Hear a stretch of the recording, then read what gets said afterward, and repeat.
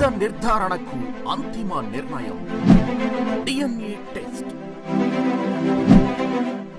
ఉన్నది ఉన్నట్లుగా వాస్తవాలను శోధించి వివరించేది మన డిఎన్ఏ టీవీ.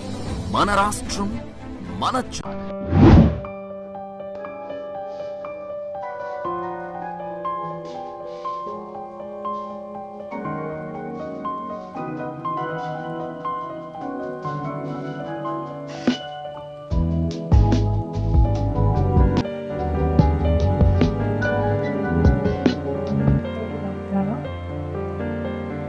ఈరోజు ఎన్టీఆర్ ఇక్కడ మనం ఒక ముఖ్యమైన విషయం మీద చర్చ ఏర్పాటు చేస్తున్నాం. రాష్ట్ర ప్రజలందరికీ కూడా ముందుగా నమస్కారాలు తెలియజేస్తూ,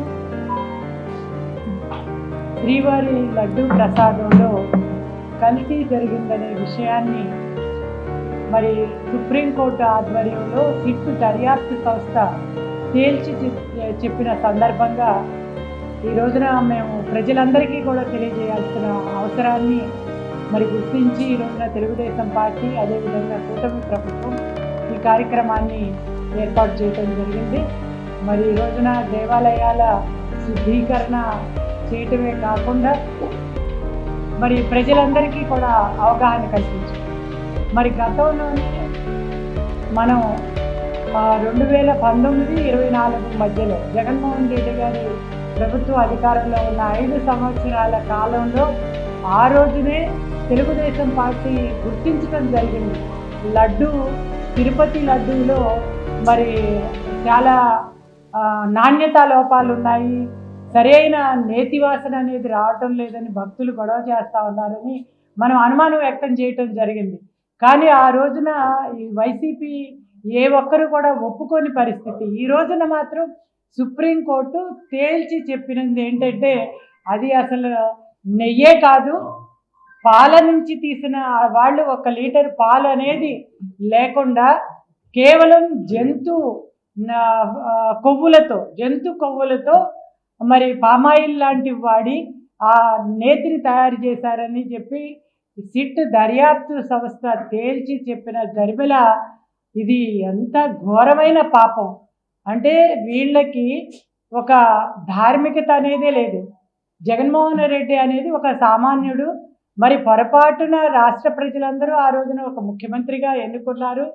ఒక అవినీతి అక్రమాల పుట్టగా తయారవటమే కాకుండా మరి హిందూ మతస్థులు ఎంతో దైవంగా, దేవదేవుడుగా భావించే వెంకటేశ్వర స్వామి లడ్డూలో కూడా అవినీతి జరగటం, అందులో మరి జంతు నూనెను వేయటం, జంతు కొవ్వుల్ని వేయటం అంటే నిజంగా ఎంతమంది మనోభావాలను వీళ్ళు దెబ్బతీశారు అనేది చూస్తే ఎవరికైనా బాధ, ఆవేశం కలక్క మానదు.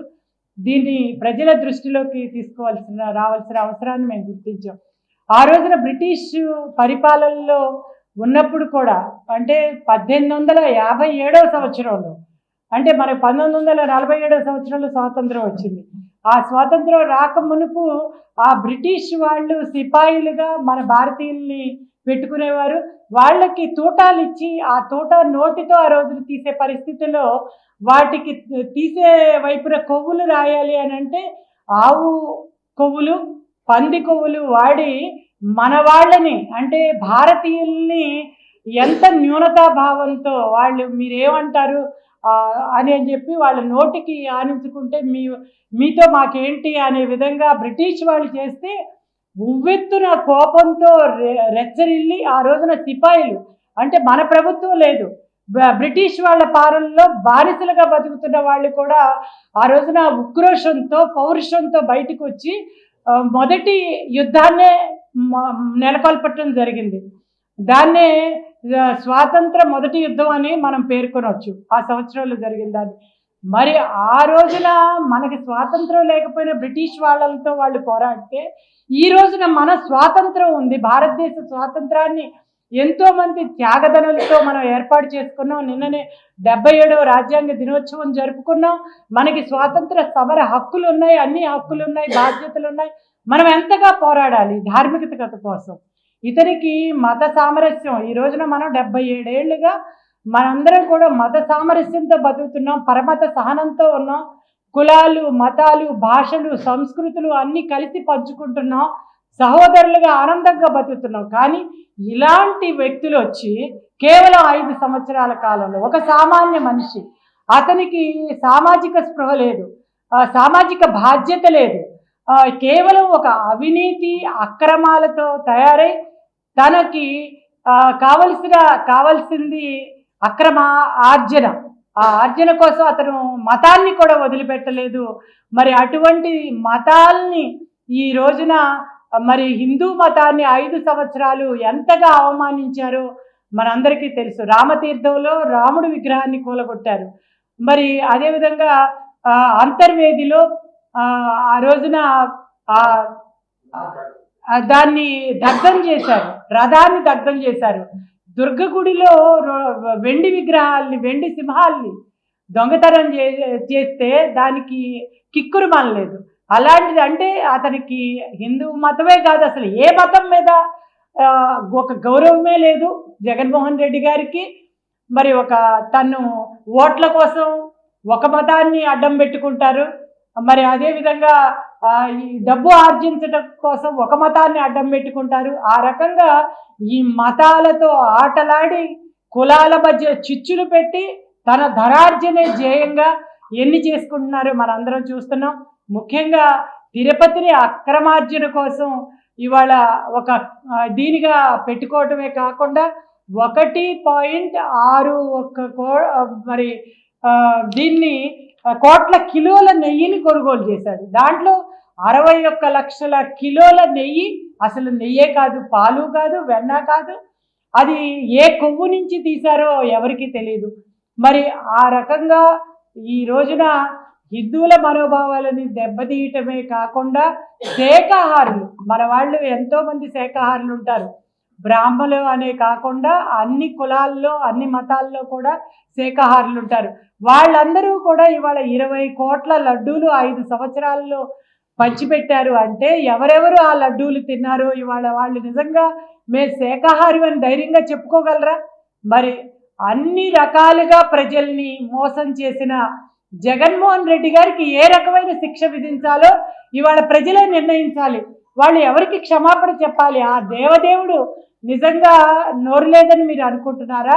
మరి 7 కొండలు ఎందుకు మీకు అన్న, 2 కొండలు చాలవా అన్నందుకు వాళ్ళని ఏం చేశారో ప్రజలందరూ కూడా గమనించారు.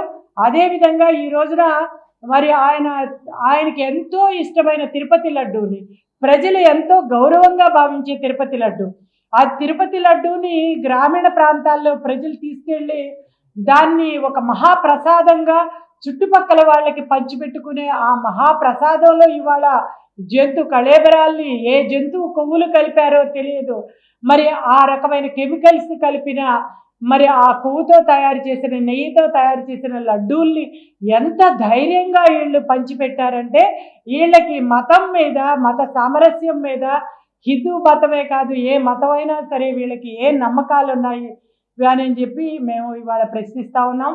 వారికి ఆధ్యాత్మిక చింతన లేదు, సామాజిక చింతన లేదు, మరి అదేవిధంగా ప్రజల్ని కాపాడుకోవాలనే బాధ్యత లేని ఇలాంటి వాళ్ళ మధ్య అంటే ఎంత అప్రమత్తంగా ఉండాలి ప్రజలు. ఆ ప్రజల్లో ఒక అవగాహన తీసుకురావటానికే దీన్ని మేము ఇంత పెద్ద ఎత్తున ఈ రోజున ఈ దేవాలయాల సంరక్షణ కార్యక్రమాలు, వాటిల్ని ఈ రోజున దేవాలయాల్ని పూజించుకోవటం, వాళ్ళ మీద చేసిన దాడులకి మరి ఈ రోజున నిరసనగా అక్కడ సంరక్షణ కార్యక్రమాలు చేశాం. ఈ రోజున తెలుగుదేశం కార్యకర్తలు, జనసేన, అదేవిధంగా బీజేపీ మేమందరం కూడా చేయటం జరిగింది. 5 ఏళ్ళు హిందూ మతం మీద, హిందూ దేవుళ్ళ మీద, పూజారుల మీద దాడులు చేశారు.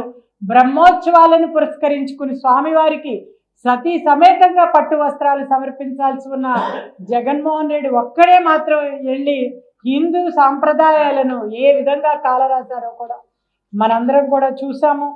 మరి వీటన్నింటి నుంచి నిరసనగా మనం అప్రమత్తంగా ఉండి మీరంతా కూడా ఆ ప్రభుత్వాన్ని పారద్రోలి ఇవాళ ఒక మంచి ప్రభుత్వాన్ని అధికారంలోకి తీసుకొచ్చారు. మరి ఈ రోజున నారా చంద్రబాబు నాయుడు గారి పాలనలో ప్రజలందరూ కూడా సూపర్ 6ని సూపర్ హిట్గా చేసుకుంటూ మతాలన్నిటినీ గౌరవించుకుంటూ ప్రజలందరినీ గౌరవించుకుంటూ ముందుకు సాగుతున్నారు. మరి ఆ రకంగా మరొక్కసారి మీరు గమనించండి, వెంకటేశ్వర స్వామి అంటే నమ్మకం లేని గ్యాంగ్ని మొత్తాన్ని కూడా తిరుపతి మీద తీసుకొచ్చి అక్కడ బస్సుల మీద పరమతాల్ని ప్రోత్సహించే దిశగా వాటిని చేయటం కానివ్వండి, మతస్థుల్ని ప్రచారం కానివ్వండి, తిరుమల కొండపై అన్యమత గుర్తుల్ని కానివ్వండి, టీటీడీ వెబ్సైట్లో మరి అన్యమత బోధనల్ని భక్తులకు కూడా అశ్లీల వెబ్సైట్ లింకులు పంచటం కానివ్వండి, మరి వాటి దర్శనం, వసతి, అద్దె, టోలు, ప్రసాదాల ధరలు పెంచటం కానివ్వండి, ఇలాంటి ఎన్నో ఘటనలు గత ప్రభుత్వంలో తిరుమల పవిత్రతను దెబ్బతీశాయని తెలియజేస్తూ ప్రజలందరూ అప్రమత్తంగా ఉండాలి.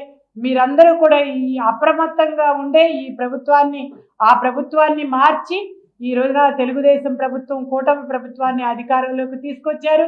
మరి మీ అందరికీ కూడా అన్ని విధాల సాయం చేయటంలో మేమందరం మరి మీకు అండగా ఉంటామని తెలియజేస్తూ ఈ రోజున మన పార్లమెంటు సభ్యులు లేకపోయినా కూడా ఇక్కడ కేశినేని చిన్ని గారు ఇక్కడ మేము ప్రెస్ మీట్ని ఇక్కడ ఏర్పాటు చేయటం జరిగింది. ప్రజలందరూ కూడా గమనిస్తూ మన ఎన్టీఆర్ జిల్లా తరఫున మరి ప్రతి ఒక్క నియోజకవర్గంలో కూడా ఎమ్మెల్యేలందరినీ కూడా ఈ కార్యక్రమాన్ని చేస్తూ ఉన్నారు. ర్యాలీలు జరుపుతూ ప్రజల్ని అప్రమత్తం చేస్తూ గుడిలో సంప్రోక్షణ కార్యక్రమాలు చేస్తూ ప్రజలందరికీ అవగాహన కల్పిస్తూ ముందుకెళ్తున్నాం. ప్రజలందరూ కూడా అప్రమత్తంగా ఉండాలని, ఇంకొకసారి ఈ తప్పు జరగకుండా మీరందరూ కూడా మరి అప్రమత్తంగా ఉండాలని తెలియజేస్తూ జై హింద్, జై జన్మభూమి.